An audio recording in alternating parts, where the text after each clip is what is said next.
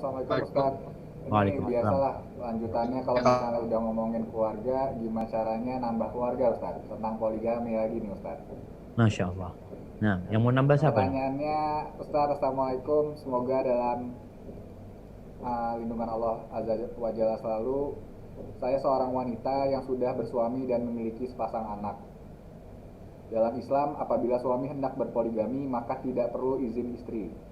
Nah, Apakah ada aturan untuk para laki-laki yang ingin melakukan poligami, mengingat banyaknya teman-teman saya yang sudah melakukan poligami, tapi awalnya diam-diam Ustaz, malah berselingkuh duluan. Akhirnya menyakiti semua pihak, terutama pihak istri dan keluarga istri.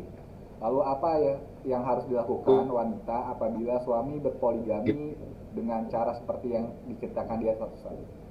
Jadi awalnya diam-diam, terus habis itu mungkin cocok, walau alam selingkuh duluan, terus poligami. Nah, nambah istrinya mungkin proper way-nya seperti apa ya Ustaz? nah. Iya jamaah, Allahu Akbar ya. Ya, kalau bicara poligami diperbolehkan dalam syariat Islam.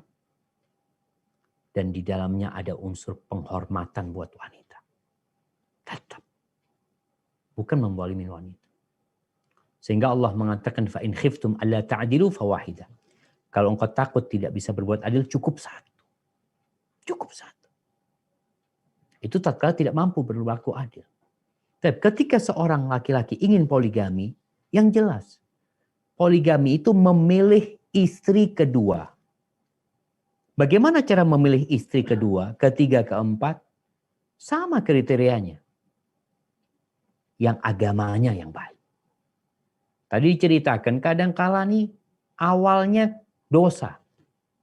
Ketika poligami itu awalnya dosa, biasanya akan melahirkan dosa lagi. Awalnya dosa ya.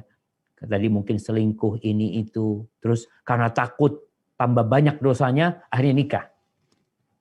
Ketika takut tambah banyak dosanya, bukan menikah. Apa? Tobat. Jangan engkau berpikir dengan engkau menikah dosanya selesai. Nggak ada ceritanya dosa itu selesai dengan menikah. Tapi dosa itu dihapuskan dengan bertobat kepada Allah Azza wa Jalla. Apalagi dosa zina. Maka hendaklah laki-laki ini bertobat kepada Allah Subhanahu wa taala ya, ketika mereka berzina lalu alasannya supaya nggak tambah dosa, Ustaz, ana nikah. Supaya nggak tambah dosa, engkau bertobat kepada Allah Subhanahu wa taala. Tinggalkan tuh perempuan.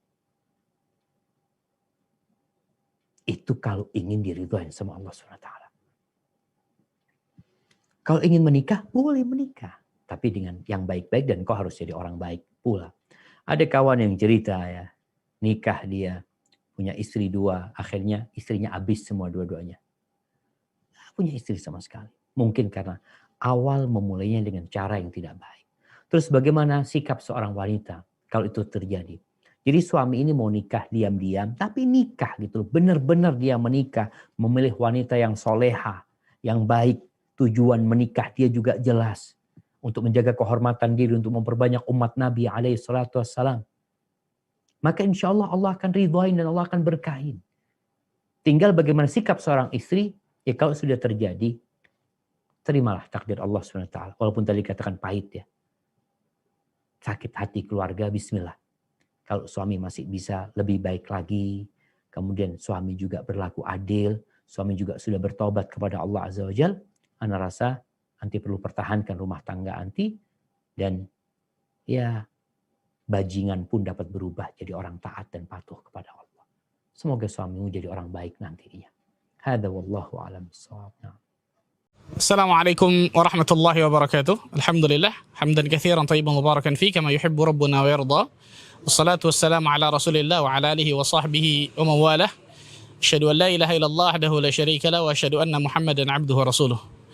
Masyaallah muslimin wal muslimat, rahimani wa rahimakumullah, saudara-saudariku sekalian, kaum muslimin dan muslimat yang mudah-mudahan Allah Azza wa Jalla berikan keberkahan dalam kehidupannya.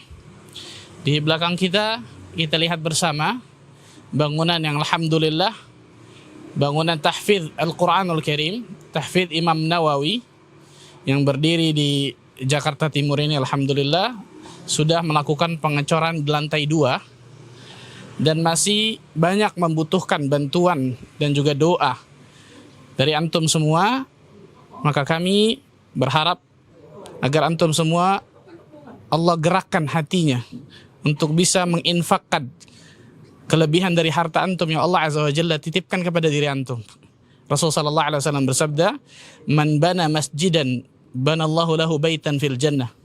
Barang siapa yang membangun masjid di atas muka bumi ini, maka Allah Azza wa Jalla akan bangunkan bagi dirinya rumah di surga, istana di surga, Masya Allah. Dan alhamdulillah pesantren ini di bawahnya nanti insya Allah ta'ala akan ada rumah ibadah berupa musola, lantai 1 dan juga setengah lantai 2. Baru kemudian di lantai selanjutnya akan ada boarding, itu akan ada asrama dari santri. Dan kita tahu bersama ketika orang menghafalkan Al-Quran, santri menghafalkan Al-Quran, maka mudah-mudahan kita berharap kepada Allah Azza wa Jalla, apa yang kita sumbangsihkan, apa yang kita donasikan dari harta kita yang Allah titipkan kepada diri kita, bisa benar-benar mengantarkan kita ke surga Allah Azza wa Jalla. Karena ingat ya ikhwan, harta yang kita sedekahkan di atas muka bumi ini, maka itulah harta yang akan kita bawa dan kita tuai hasilnya di negeri akhirat insya-Allah. Maka mudah-mudahan Allah Azza wa Jalla bukakan hati antum semua untuk bisa memberikan sumbangan yang terbaik, donasi yang terbaik bagi pesantren Al-Imam An-Nawawi ini. Mudah-mudahan Allah Azza wa Jalla berkahi kehidupan kita semua. Subhanakallah bihamdika, asyhadu an la ilaha illa anta astaghfiruka wa atubu ilaik. Wassalamualaikum warahmatullahi wabarakatuh.